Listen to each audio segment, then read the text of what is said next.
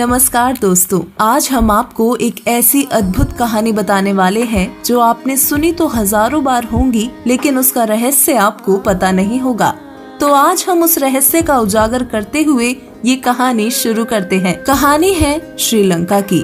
लंका को राक्षसों की नगरी कहा जाता था, लेकिन लंका में मंदोदरी और विभीषण देवताओं की तरह कैसे थे, आइए जानते हैं इस रहस्य को। दोस्तों, त्रेता युग की बात है। उस समय कबीर परमेश्वर मुनिंद्र ऋषि के रूप में आकर पृथ्वी पर लीला कर रहे थे। परमेश्वर मुनिंद्र जी एक समय श्रीलंका में गए।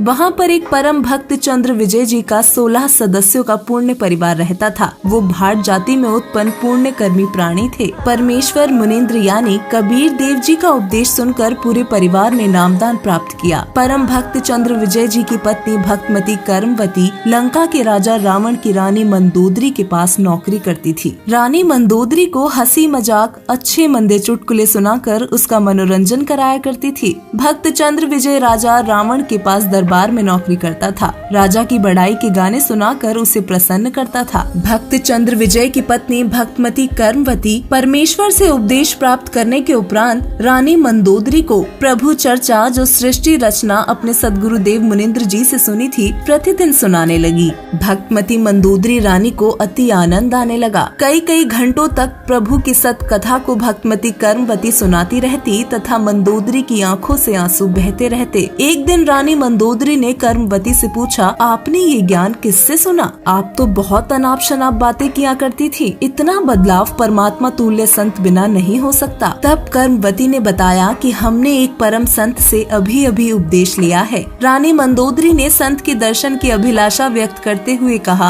आपके गुरु अब की बार आए तो उन्हें हमारे घर बुलाकर लाना। अपनी मालकिन का आदेश प्राप्त करके शीश झुकाकर सत्कार पूर्वक कहा कि जो आपकी आज्ञा, लेकिन मेरी एक विनती है। कहते हैं कि संत को आदेश पूर्वक नहीं बुलाना चाहिए, स्वयं जाकर दर्शन करना श्रेयकर होता है और बाकी जैसी आपकी आज्ञा वैसा ही होगा। महारानी मंदोदरी ने कहा कि अब की बार आपके गुरुदेव जी आए तो मुझे बताना, मैं स्वयं दर्शन करूंगी। परमेश्वर ने फिर श्रीलंका में कृपा की। मंदोदरी रानी ने उपदेश प्राप्त किया। कुछ समय उपरांत अपने प्रिय देवर श्री भक्त विभीषण जी को उपदेश दिलाया। भक्तमती मंदोदरी उपदेश प्राप्त करके अहर्निश प्रभु स्मरण में लीन रहने लगी। अपने पति रावण को भी सदगुरु मुनिंद्र जी से उपदेश प्राप्त करने की कई बार प्रार्थना की, परंतु रावण नहीं माना तथा कहा करता था कि मैंने परम शक्ति महेश्वर मृत्युंजय शिवजी जी की भक्ति की है, इसके तुल्य कोई शक्ति नहीं है। आपको किसी ने बहका लिया है। कुछ ही समय उपरांत वनवास प्राप्त श्री सीता जी का अपहरण करके रावण ने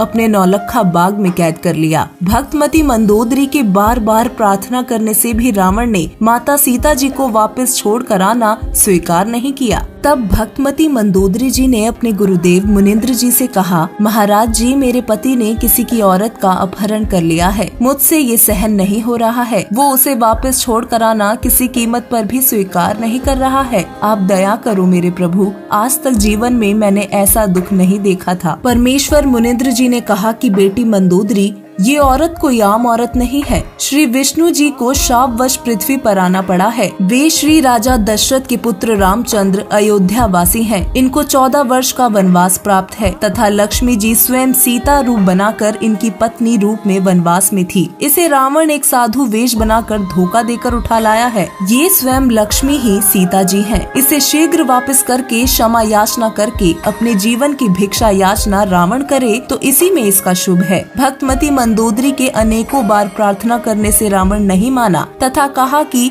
वो 2 मस्करे जंगल में घूमने वाले मेरा क्या बिगाड़ सकते हैं। मेरे पास अनगिनत सेना है। मेरे 1 लाख पुत्र तथा 1.25 लाख नाती हैं। मेरे पुत्र मेघनाद ने स्वर्ग राजा इंद्र को पराजित कर उसकी पुत्री से विवाह कर रखा है। 33 करोड़ देवताओं को हमने कैद कर रखा है। तू मुझे उन 2 बेसहारा फिर रहे वनवासियों को भगवान बताकर डराना चाहती है। इस स्त्री को वापस नहीं करूँगा। विभीषण ने भी अपने बड़े भाई को समझाया। रावण ने अपने भाई विभीषण विभीषण को पीटा तथा कहा कि तू ज्यादा श्री रामचंद्र का पक्ष ले रहा है, तू भी उसी के पास चला जा। फिर एक दिन भक्तमती मंदोदरी ने अपने पूज्य गुरुदेव से प्रार्थना की कि हे गुरुदेव, मेरा सुहाग उजड़ रहा है, एक बार आप भी मेरे पति को समझा दो। यदि वो आपकी बात को नहीं मानेगा तो मुझे विधवा होने का दुख नहीं होगा। अपनी बेटी मंदोदरी की प्रार्थना स्वीकार करके राजा रावण के दरबार के समक्ष खड़े होकर द्वारपालों से राजा रावण से मिलने की प्रार्थना की। द्वारपालों ने कहा कि ऋषि जी, इस समय हमारे राजा जी ने अपना दरबार लगाया हुआ है। इस समय अंदर का संदेश बाहर आ सकता है, परंतु बाहर का संदेश अंदर नहीं जा सकता।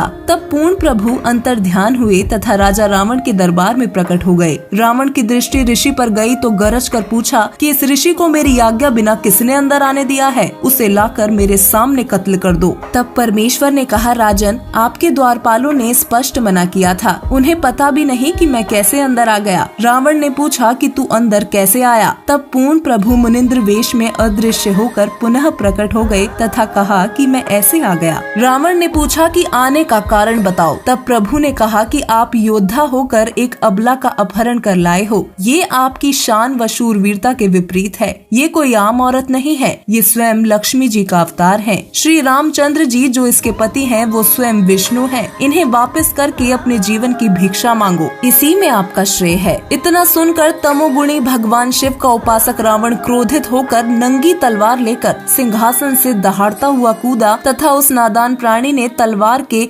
अंधाधुंध 70 वार ऋषि जी को मारने के लिए किए। परमेश्वर मुनिंद्र जी ने एक झाड़ू की सीख हाथ में पकड़ी हुई थी, उसको ढाल की तरह आगे कर दिया।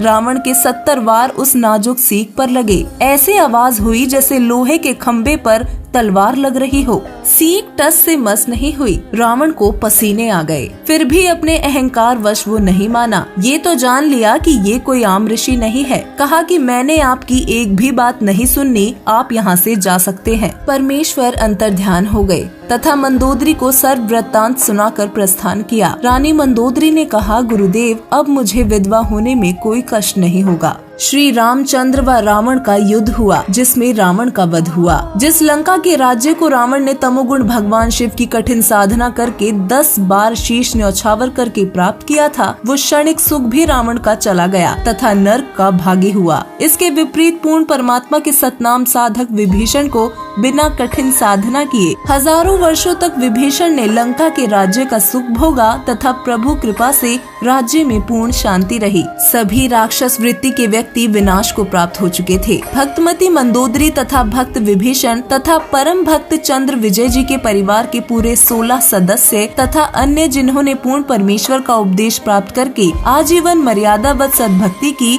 वो सर्व साधक यहाँ पृथ्वी पर भी सुखी रहे तथा अंत समय में परमेश्वर के विमान में बैठकर सतलोक में चले गए। इसीलिए पवित्र गीता अध्याय 7 मंत्र 12 से 15 में कहा है कि तीनों गुणों की साधना से मिलने वाली क्षणिक सुविधाओं के द्वारा जिनका ज्ञान हरा जा चुका है, वो राक्षस स्वभाव वाले मनुष्यों में नीच दुष्कर्म करने वाले मूर्ख मुझ काल भ्रम को भी नहीं भजते। फिर गीता अध्याय 7 मंत्र 18 में गीता बोलने वाला काल ब्रह्म प्रभु कह रहा है कि कोई एक उदार आत्मा मेरी ही साधना करता है, क्योंकि उनको तत्वदर्शी संत नहीं मिला। वो भी नेक आत्माएं मेरी अति अश्रेष्ठ मुक्ति की स्थिति में आश्रित रह गए, वे भी पूर्ण मुक्त नहीं हैं। इसलिए पवित्र गीता अध्याय 18 मंत्र 62 में कहा है कि हे अर्जुन, तू सर्व भाव से उस परमेश्वर की शरण में जा, उसकी कृपा से तू परम शांति तथा सतलोक अर्थात सनातन परम धाम को प्राप्त होगा। तो दोस्तों, आज पृथ्वी पर वर्तमान में तत्वदर्शी संत व पूर्ण परमात्मा की सद्भक्ति विधि बताने वाले केवल संत रामपाल जी महाराज जी ही हैं। आपसे प्रार्थना है कि आप संत रामपाल जी महाराज जी की जल्द से जल्द शरण ग्रहण करके अपना कल्याण करवाएं।